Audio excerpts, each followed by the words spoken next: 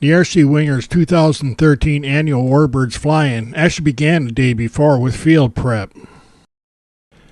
Here we can see some of the striping that was added to the field to make it look just a little bit better. One of the last things added to the field was a bullseye for a bomb drop just in case anybody felt brave. Several bombs were dropped, but none of them hit here. And as usual, Casey, a club member and our mowing contractor, has the place looking great. But then the morning of the flying arrived with a heavy overcast and a persistent drizzle. But RCers are generally a hardy bunch, and over 30 pilots showed up for the event nonetheless. Even with the drizzle falling, there was a steady stream of pilots at the flight line. Early in the day, a haze meant that you wanted to stay pretty close with your models. Even though the grass stayed damp all day, it was short enough that it didn't give most of the pilots much of a problem. Despite the gloomy weather, we had a bunch of really nice Warbirds show up. And for most of the morning, a lot of them stayed parked under canopies, tables, or whatever they could find. But any time the rain lightened up or stopped, pilots immediately hit the flight line. We got planes in the air. This Sopwith Camel made a number of flights during the day. And of course it can't be a Warbird show unless we have some flybys. We let this clip in just to show the newer modelers that even one of the best pilots at the show can have a little oops now and then. There was no damage and he flew his plane a bunch later in the day. This guy's a real loose interpretation of what Warbird means, but it got a lot of attention at the field when it did fly. Throughout the day, some really nice Warbirds that we hadn't seen before made it to the flight line. Even though we had a good number of scale planes making flights during the day, there was very few instances where a plane suffered any damage. And that's how we always want a fly-in to go. This electric tailorcraft had a hidden surprise that made it sound more realistic. Many of the planes, like this one, had very well done paint schemes and markings.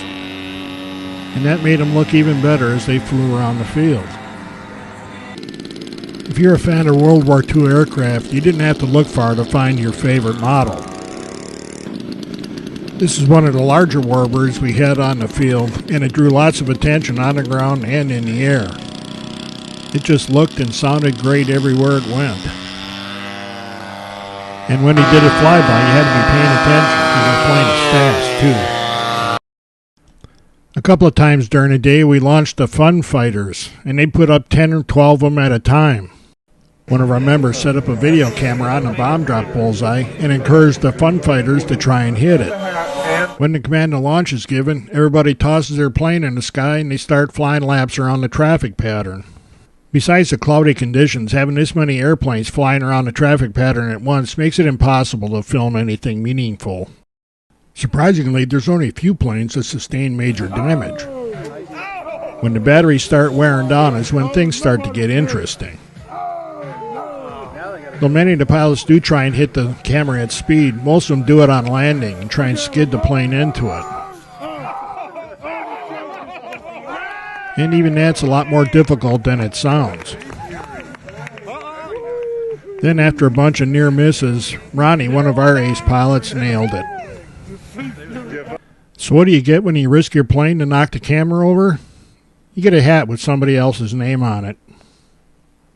This is one of the few flying events where the winner is actually the one with the biggest chance of wrecking his airplane.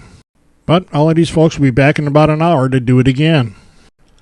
Our local Hobbytown store in Mooresville, North Carolina was good enough to donate a bunch of prizes for the raffles. And because we don't trust RC pilots themselves to pull the tickets, the daughter of one of our members stepped in to keep everything on the up and up. During the afternoon, the rain let up some, and more Warbirds started coming out to the flight line.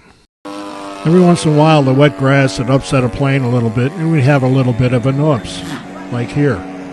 But again, there was no damage. We stood the plane back up and it flew away nicely.